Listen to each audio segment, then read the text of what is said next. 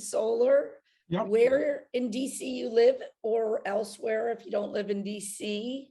And yeah, that's good. I'm Anya Schoolman. I live in Mount Pleasant, and my interest in solar is seeing it on every rooftop in America. And then I guess to make this go around, you could just pick someone if you see their name. So I'll pick Liz. You could go next, and then you could pick someone after me. Okay. Oh, and Cool. I think I forgot to say I'm the executive director of Solar United Neighbors. Yeah. Hey, I'm Liz Veazey. I'm Policy and Rural Energy Director at Sun, and I just sort of pivoted to support policy in DC and the rest of our sort of Atlantic region. I actually live in Omaha, Nebraska, but I often stay in Petworth when I come to DC. I'll pass to, I guess, Sukrit. Sure. Good evening, everyone. I'm Sukrit Mishra. I'm the Assistant Program Manager for the DMV region. I look after our co-ops and all the work around it. I'm calling in from our office, if you can see the background here, and I live right close by DuPont Circle. Yeah, we're practically neighbors. Pretty much, yeah. And let's see. Chris, I'm going to pick on you because I had the pleasure of meeting you on Sunday, and welcome. Thank you, Sukrit. Yeah, that's yes. I'm just here to observe. I went to the solar celebration on Sunday, met some nice people, and thought that I would. And Sukrit was kind enough to send me the email for this event. And I'm just, I guess, okay, context. I'm a recently graduated George Washington GW Master of Public Policy student. And so, yeah, glad to be here. Thank you. Welcome. Call on somebody to go next. You want me to call on somebody to go next? No, him. Oh, okay. Right. Who hasn't gone yet? Either Michael, Steve, or Mike. One of the three of you. Michael. Okay, I'll go first. Although first I have to preface this by saying that when it comes to things like computers and everything connected with them, I consider myself a card-carrying, proud Luddite. I don't know how to make things work on computers or cell phones. Never have, never want to. But I won't go any further with that right now. But my name is Michael Ross.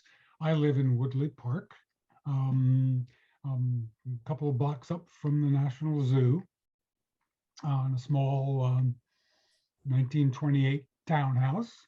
And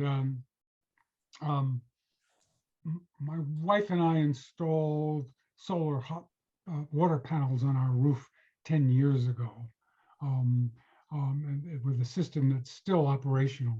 And we continue to get quarterly XREX payments from the brokerage we contracted with at the time. That's all very good and fine, but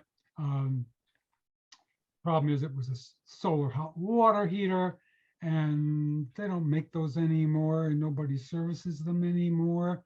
And the one that this company sold me at the time was discontinued long before they sold it to me. And there's a real problem with it now. So I'm thinking that even though it's a small roof, that probably I would be better moving into the looking ahead, ditching the hot water system altogether, and because there's nobody to service it anymore, and getting more conventional panels on my roof. Given the limitations of my house, it's a small house, a small 2-story house built in 1928. It has room for a few panels, but not a massive array. And we're kind of limited by the other houses and the trees around us as to how much space we actually have for panels, but I think they could still do some real good. So I'm interested in learning more about that.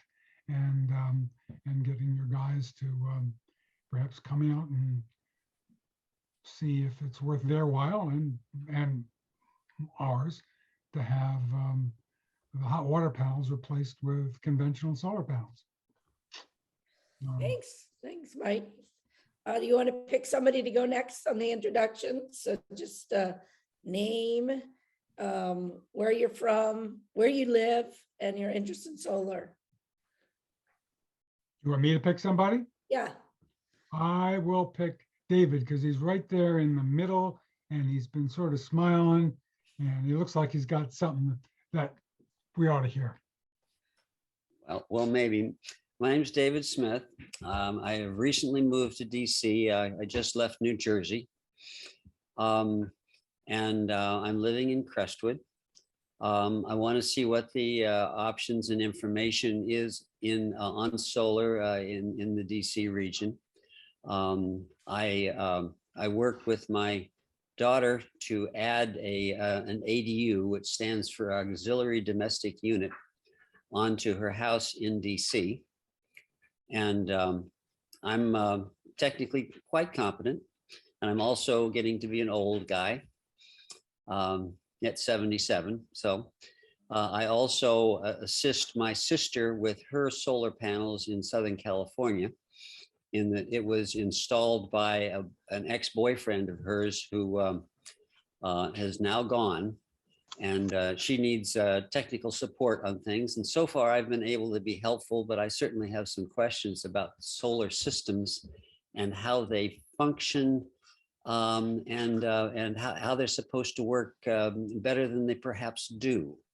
I have on this new house that was just constructed, I have a nice big southeast facing roof with very little interruptions in it. And so I think that I have a great opportunity to install something there, but I also am, the preference is to install it myself. The only difficulty at the moment is between my daughter and myself with the new construction. We need to recover from the costs that just happened to beat us up over the pandemic. I'm also a little bit dismayed with the turn of events as a result of the pandemic. And that when I moved down here, the idea was to be closer to my grandchildren. And unfortunately, the pandemic changed structures in such a way that they're not right here anymore. So I'm concerned about that.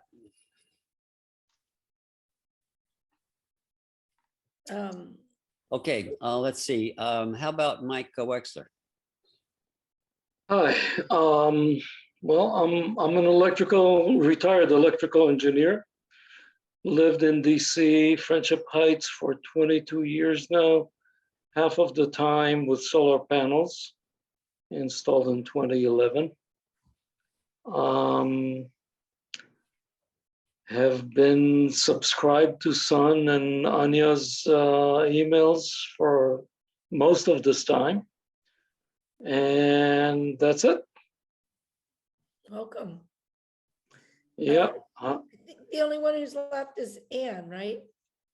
Hi, I'm Ann Coleman. I apologize for being late. I was having some computer problems.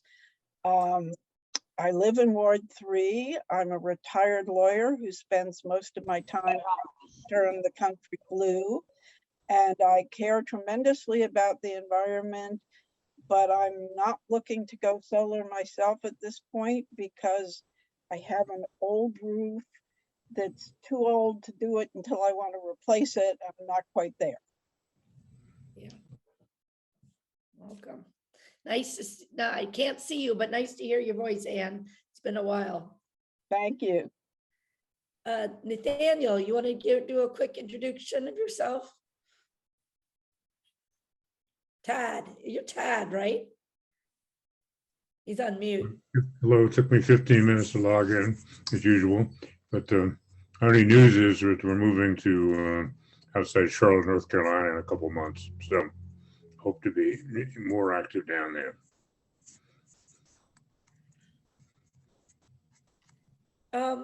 Everybody's had a chance to introduce themselves, right? I think did Christopher Daly speak? He Christopher? did. I think he Okay. gave a quick introduction on himself, and then I think we have covered everyone. Yeah, Oh, Steve yeah. was on here, and he had to drop off, so Right. that's why we had somebody who just. So it's great to see new and old friends again. Many of you go way back. And we worked really closely with Ann on the Exelon merger. And so there are all sorts of history intertwined here for me. We had a few things to talk about, and obviously want to leave time for what everybody else wants to talk about. But on the agenda, that we were thinking we'd have Sukrit give a bit of an update on the DC co-op that's currently happening, and just let people know what that is. We're always looking for help. There's no pressure. We're not telling you to join or anything. If you want to join or you want help from our help desk, like if you have solar questions, you could always just, you want to give the contact, it's helpdesk@solarunitedneighbors.org.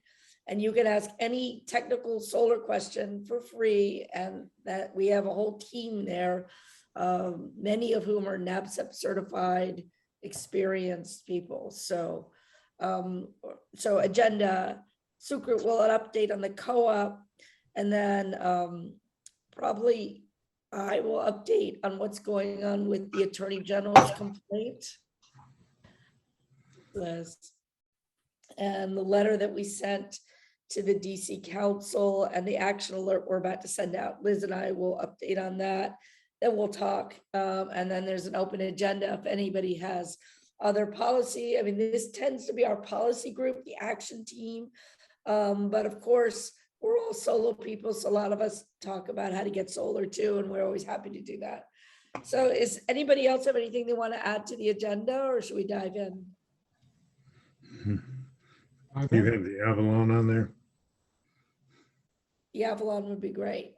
Can you update on that too, Sukrit, when you go? Okay, so why don't you take us now?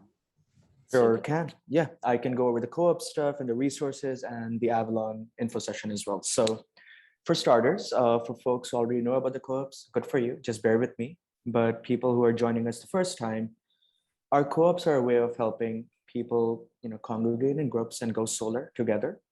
And it's based on a bulk purchase model. And our typical co-op is we usually run one in the state, congregate together, get folks to join, and then we do a bidding process and we invite installers to bid on it. Last year, we went a bit different with the DMV region, and we initiated our first round of the capital area co-op.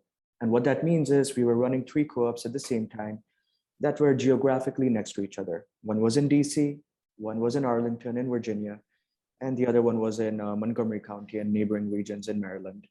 And because that co-op is such a huge success in the middle of the pandemic, we are doing another rendition of it this year.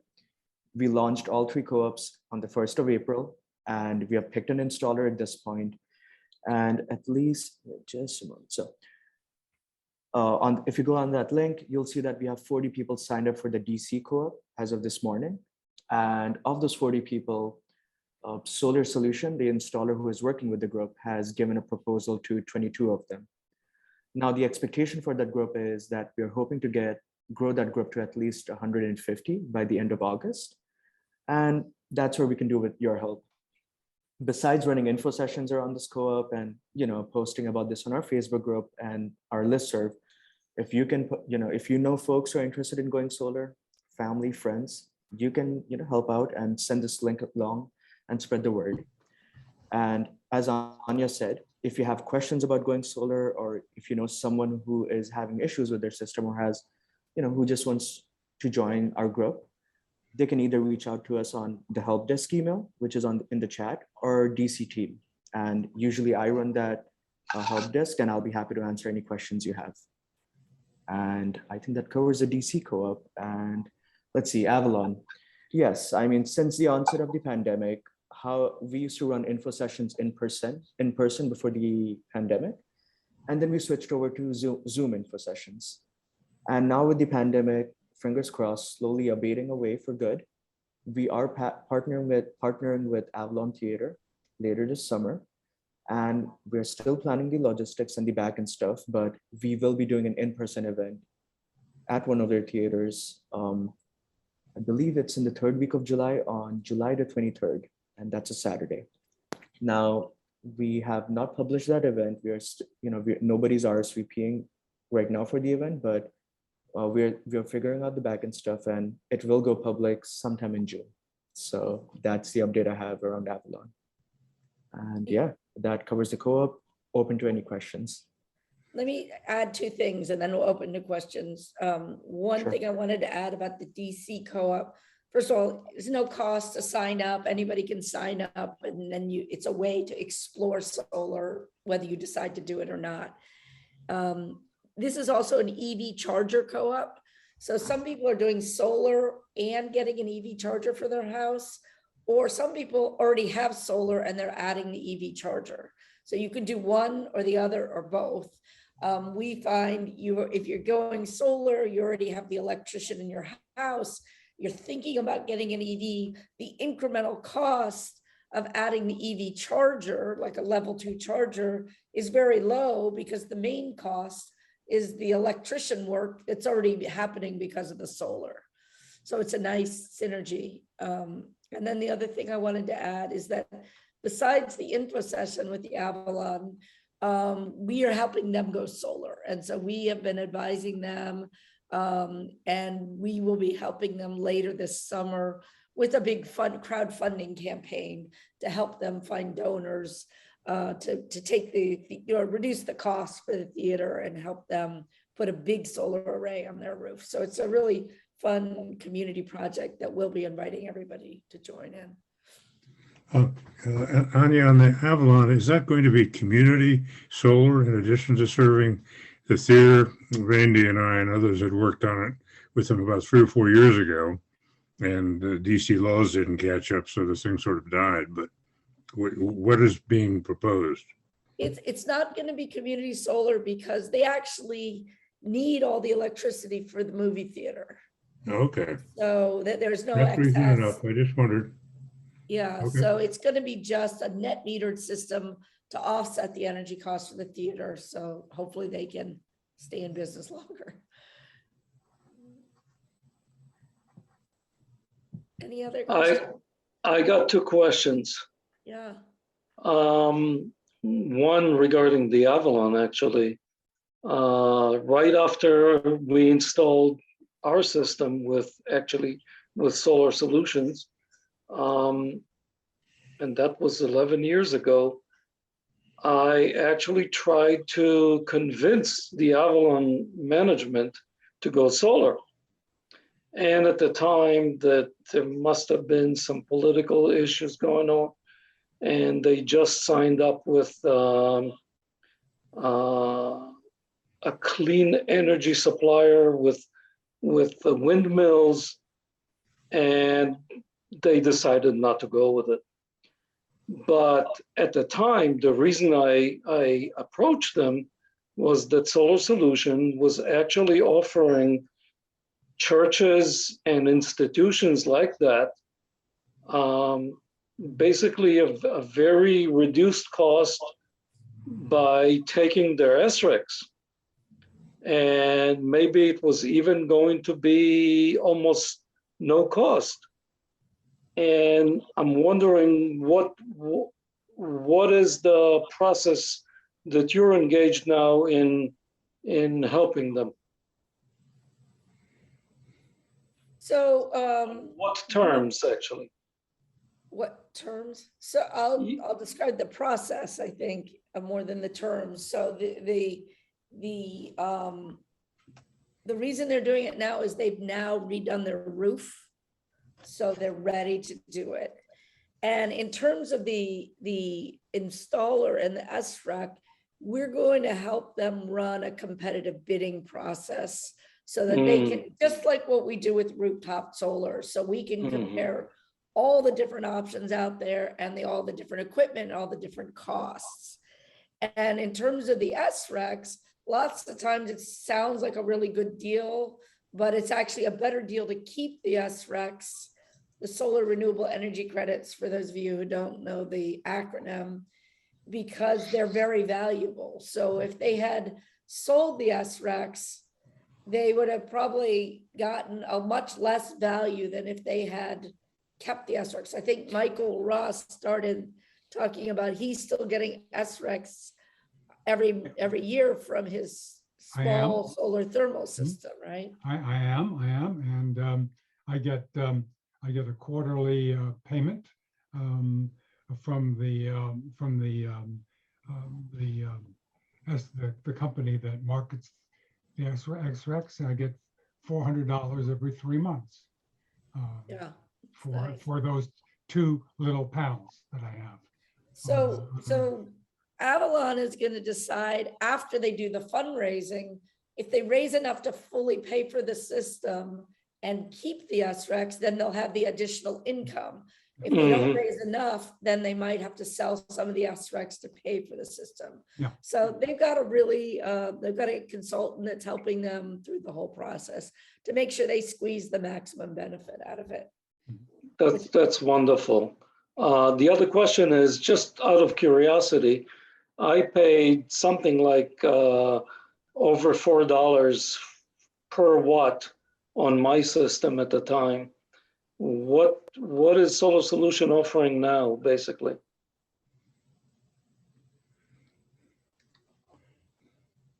You can go ahead and tell them. So Can I though? It's that rate for the co-op is exclusive to the co-op. So can we you disclose can it? give or- them the ballpark. All I can say is, I mean, it's substantially below $4, and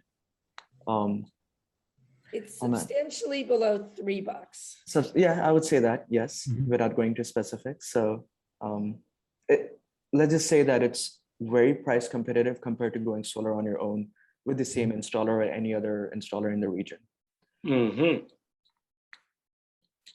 And yeah, one other thing in the Avalon, when I talked to Matthew Hickman, the loan officer at DC Green Bank, they were interested in being involved in a project like that, and you might suggest that they borrow some money also against the savings. They're going to have rather large savings from this, I would think, and save their fundraising for more social purposes. But I already advised them that fact. Fundraising is a funny thing because sometimes it's very hard to go out and raise money for general costs, like paying your electric bill, right? Operating costs, not sexy, not easy to fundraise, but raising money for solar panels brings in a different kind of donor. And so it's not necessarily a zero sum, like money for this instead of that. It's different donors. And that's why we're involved, is we're going to try to bring solar enthusiasts into the project. Ann, you got your hand up? I was just going to say there's also this group called Block Power, which gives people very good rates on long-term loans, gives institutions. And I don't know whether you've worked with them or recommended other people to use them. Which company is it, did you say? Block Power? Walk Power? Block. Like Walk Power. Yeah, I think I'm familiar with them. I think they do a lot of good work, right? Anya, you're familiar with them too? Mostly in New York is my understanding. They do the transactive, blockchain stuff. My understanding is they're trying to expand into our area. It's 6:30, so I'm going to shift us a little bit to the policy update. And then we can always use time at the end. Oh, Ann, did you have something else? And you're muted. No, I had trouble getting my hand down. Oh, Sometimes okay. I can help you with that. I'll just put it down. No worries. I always have that problem too.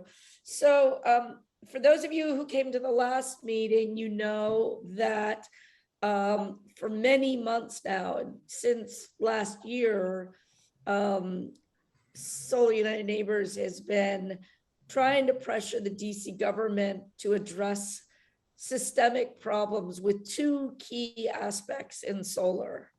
And one of them has been that Pepco has not been accurately applying credits through the community solar program, especially the DC Solar for All low income part of the community solar program.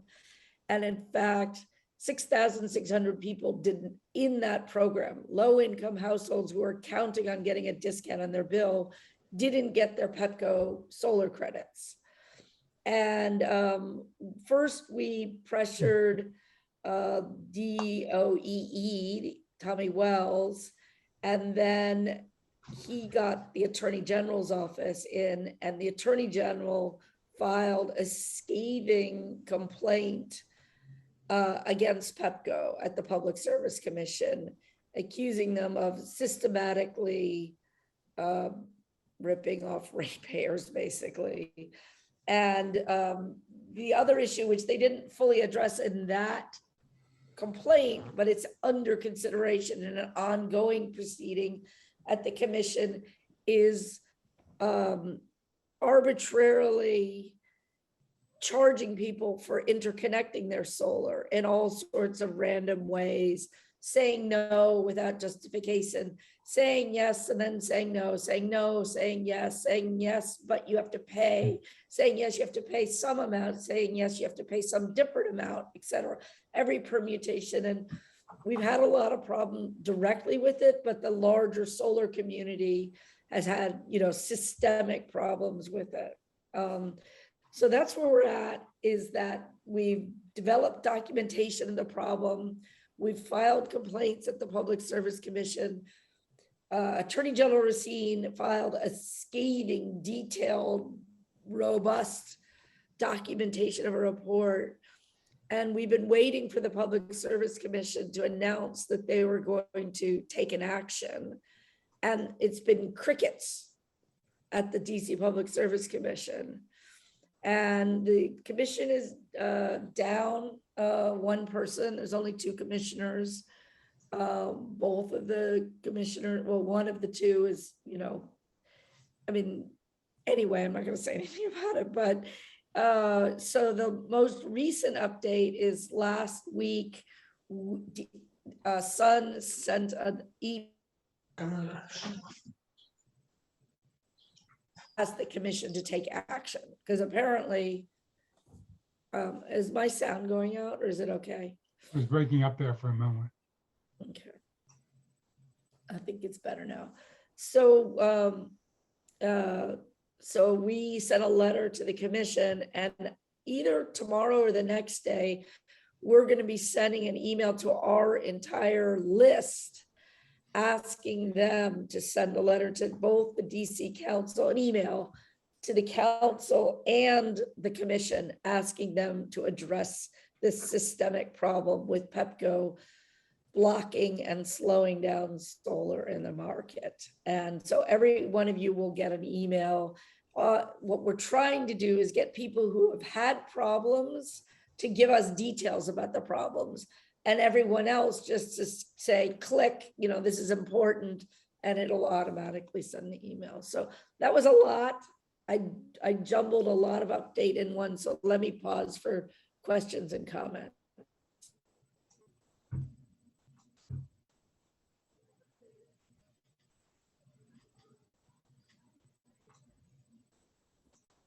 Neil, if you want to introduce yourself, we'd all introduced ourselves before.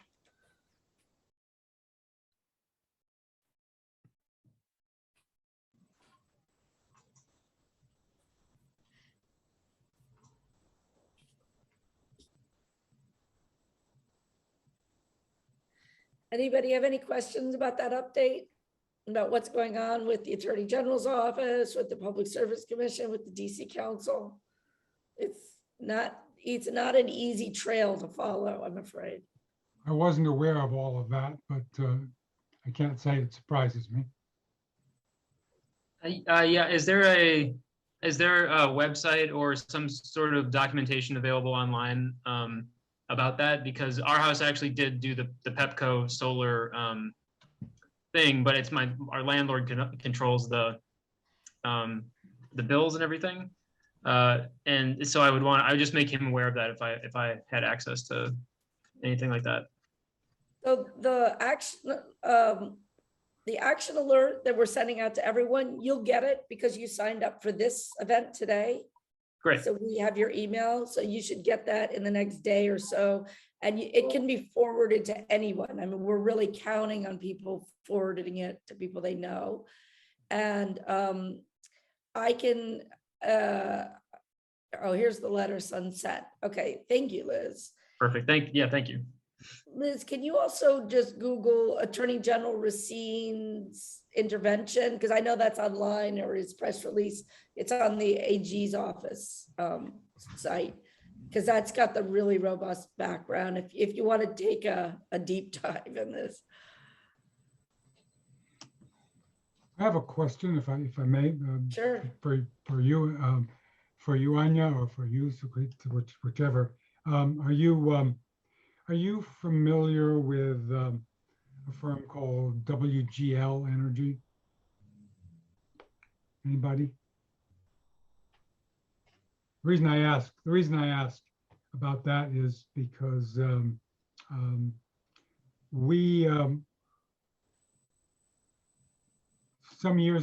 quite some years ago, we were contacted by this firm, WGL Energy, and whereby we contracted with them to pay them a small kilowatt per hour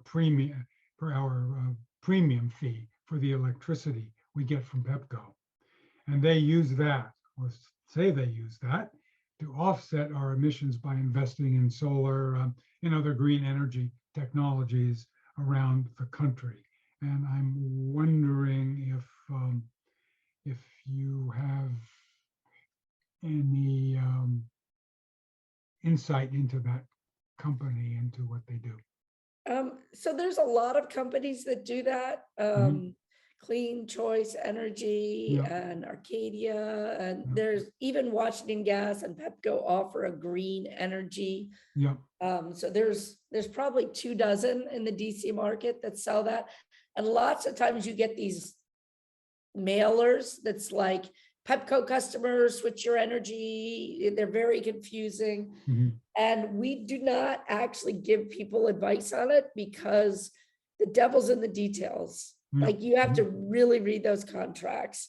They're all a similar mechanism. It really has nothing to do with rooftop solar. It's a paper transaction. So they're buying the solar renewable energy credits Right. generated by projects somewhere in the larger region. And then by buying those, that makes your energy green. It's the same actual electrons as everybody else, Right. but you're paying for it to be a green Yeah. power. Yeah. And so there's no reason to think there's anything amiss with it, but some of them you could save money, some of them are expensive. They have all kinds of different things. It's not super well regulated.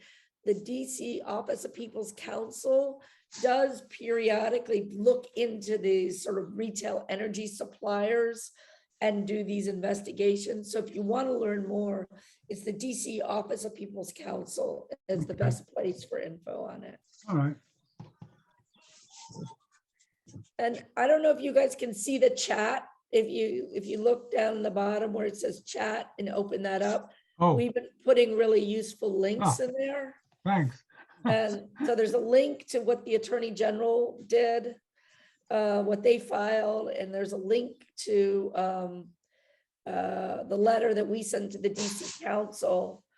And then Sigrid just put in a link to the Office of People's Counsel, which does the retail energy supply oversight. Okay. And Yeah,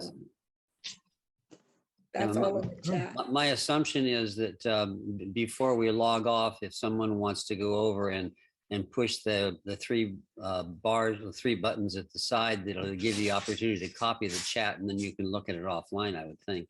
Yeah, lots of times I just cut and paste, like I just copy it, cut and paste it into a document and go back to it later or whatever. What do you usually do, Liz? You want to save chat, chat links? Or sometimes I just click on them so they open up a browser and then I can go back to them. I think that you can actually just, and mine's on a PC based, and I think that you click on the three buttons that says more, and there's an option just to save the chat. Oh, yeah. And then I once never- you do that, then you should have all the links that you can do offline. Otherwise, if once you close the Zoom call, I believe it all disappears. You're right. Oh. I never even knew about that That's right. little feature. Click on the three little buttons that says more, save chat. Okay, Hey, chat. good. But on the other hand, if we have any more chats happen between now and the time we log off, you'll lose the new ones.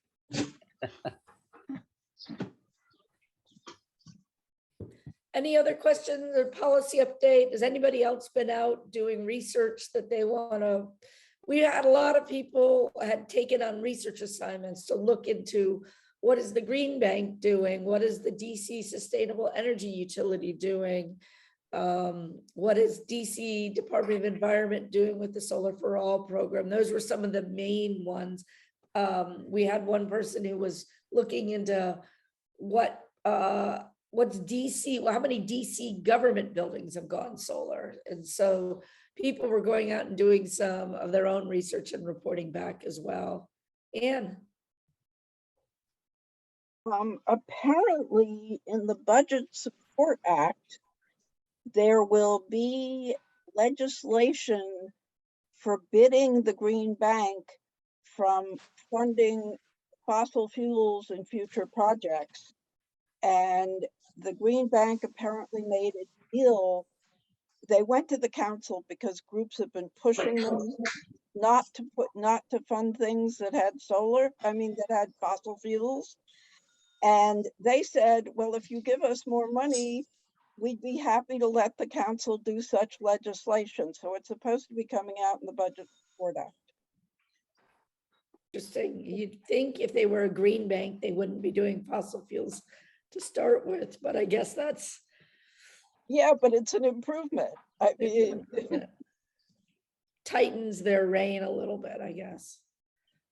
I know that when I was working on the house that we just built with my daughter, I told them I wanted no anthropogenic carbon source in the new house, and the builder has their favorite mechanical guy, and he says, well, he could do what I wanted to do, but his company wouldn't do it. And so I had to take over the whole damn thing to try to, so that I got the house with no anthropogenic, natural gas burner in the system.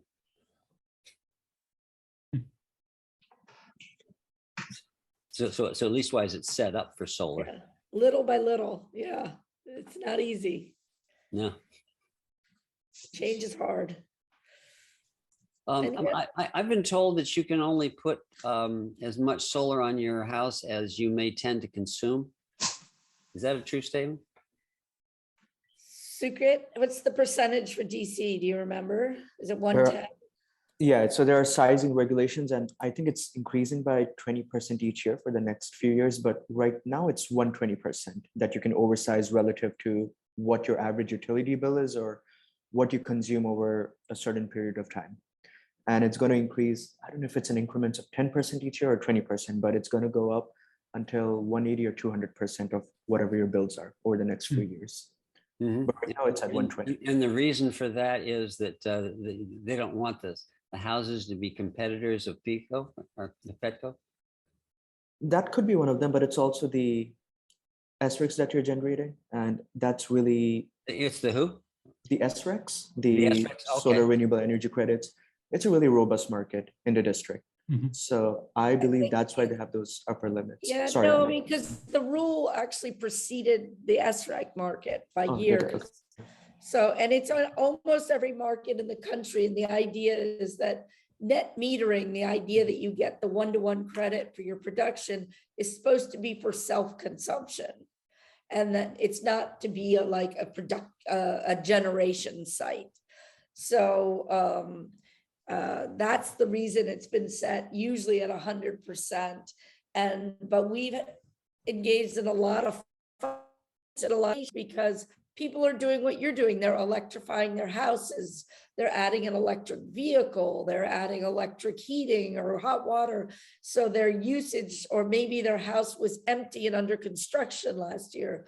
So what we're saying is you need a lot more flexibility than that. And so that's why they've agreed to slowly move up the numbers. So it is a slow moving up in the system. Yeah. Does anybody know about whether filters on power lines in a house would affect how a solar system would work? My sister has solar, self-installed solar on her house in California, and when you look at the power output of each of the panels, that is the information that is supplied from the microinverter company. The fact that there is significant differences in the power output from the different panels on the roof. She's got 40 panels on her roof. And so I thought that the difference might be due to the actual inverters, the microinverters that are installed between each of the panels, because they replaced 3 of the panels, and those 3 panels are putting out much more power than a lot of the older panels. And so I said, well, you know, would you consider replacing some of these older panels, particularly those that are not performing very well? And they said, well, you need to put filters on basically all the electrical lines in the house, except for the ones that has the solar panels on it. And I'm trying to figure out why. I'm sorry to say, something doesn't sound like it's making sense. Never heard about filters before, but in any case, it would seem to be RF filters for interference that you're talking about. But in any case, the microinverters, one each under a panel, have nothing to do with the filters. The panel creates the power. The inverter makes it into AC, and nothing. The difference between the old and new panels is because the new panels are more efficient. No, the panels are the same. It was just the microinverter that was changed. And suddenly it makes more electricity? Yeah. Very unlikely, because I have an Enphase system, and by the way, this they is were- Enphase. This is Enphase. okay, they were already at 98% efficiency. So there's not much that you can improve unless you have a more powerful panel that you say it's the same. Maybe they cut some branches or shade when they were up there changing the inverters. No, I changed the inverters. There was no other change to the system. I simply All put right. the new inverters in. Sorry, this is not the right forum for this conversation. I'm If you want to sorry. contact our I'm help sorry. desk, or maybe Sucrit, if you have some ideas, and Mike, if you want to stay on at the end, if the more engineering types. But I don't want to get us too down Enphase microinverter rabbit hole. I just want to make sure everybody has a chance to ask about what's going on in DC, and if there's any other broader questions about solar in DC or the energy politics. I think the one last thing is there's an open position on the Public Service Commission. And so there's a lot of attention and a lot of pressure on the mayor right now to try to fill that slot. And last year, the environmental community passed with a lot of leadership from Mary Che, who's going to be desperately missed in the DC Council, passed a law requiring that appointees to the Public Service Commission have qualifications, including a knowledge of solar and distributed energy. And the mayor was incensed and tried to veto the bill, and we were able to get enough votes to override the mayor. So right now, there's been an empty seat since January or earlier, November. And so that's another big missing piece in DC's energy picture, is not having a full commission and not having some, we'd like a champion on the commission. And My understanding is they have interviewed Scott Strauss, and who's an attorney at Spiegel and McDermott, who has a good environmental record. And at least as of a few weeks ago, he was the only person they had interviewed. he would be great. If he's fabulous.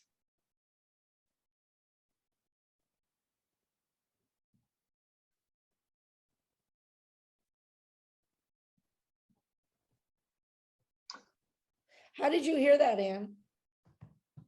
I'm a member, I'm on the executive committee of the DC Ward 3 Democrats, and Okay. we have a very strong environmental and transportation task force. And I heard it at a task force meet. We've been following PSC appointments for many years and making Yeah. recommendations. And I heard it at a task force meeting. Okay, that's great. Anya, do you know if the Avalon is considering engaging with the Kickstarter to raise money? I think we have at Solar United Neighbors, we have sort of a homegrown crowdfunding platform. It's not as fancy as Kickstarter, but it doesn't offer prizes or anything, but it's just a simple online web page where you say what the project is and people can donate online. And so we've offered to use that, and I think they're evaluating their options. I don't think they're going to do Kickstarter. You usually have to, it's for investments, right? Well, no, not necessarily. You can back a writer who wants to write a book, and you may or may not get a copy. For Yeah, instance, I backed numerous projects on Kickstarter, and one of the latest ones are two different places that the owners of Americano, which is an Italian restaurant, they did one for opening an Italian bar next door, and another one in Georgetown, a pizza place. So in any case, these are businesses that it's easier to raise money because you get something besides. And the Avalon could definitely give you a few free showings, let's say. yeah, it's a neat idea. I will definitely pass that idea on to them. I'm sure Great. they're going to form, like when they're a little closer, they'll form a fundraising committee. So we'll let people know if they want to get involved in that. Mhm.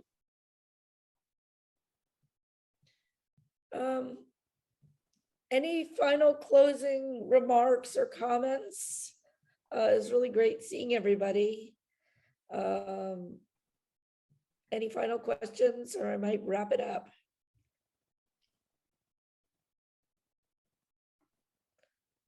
Well, just like to keep in touch and like to learn more about this project, and hopefully somebody can come out and take a look at our house, give me some So, advice. yeah, if you want someone to come to your house, you definitely have to sign up on this co-op page, this link at the top here where it says Co-op Solar United Neighbors, DC Capital Area. I'm gonna do it again. I can drop it again, no worries. Just give me 1 second. You have to go in there, sign up Okay. specifically for that Alright. and give your address and your name. Okay, all right. If you click that now, it should open in your computer. all If you right, don't want to click- copy it. Clicking now. Clicking now and it'll Yeah. open it up, yeah. And all you have to do is your name, address, and answer a few questions. Okay, And then everybody who's in this meeting will get a copy of the email about the advocacy around asking the commission to take action and to tell their story. And that should be in the next day or two. okay, And then we'll meet again next month, but we're always around. There's also the Solar DC at Google Groups listserv that anybody can join if you want to get into more of a day-to-day conversation. There's about 2,000 people on that. Sometimes it gets active and sometimes it's not very active, but you can do a like daily digest. So you get one email a day and you can post any question. We just posted the link to that in there too. It's a listserv, Google Groups.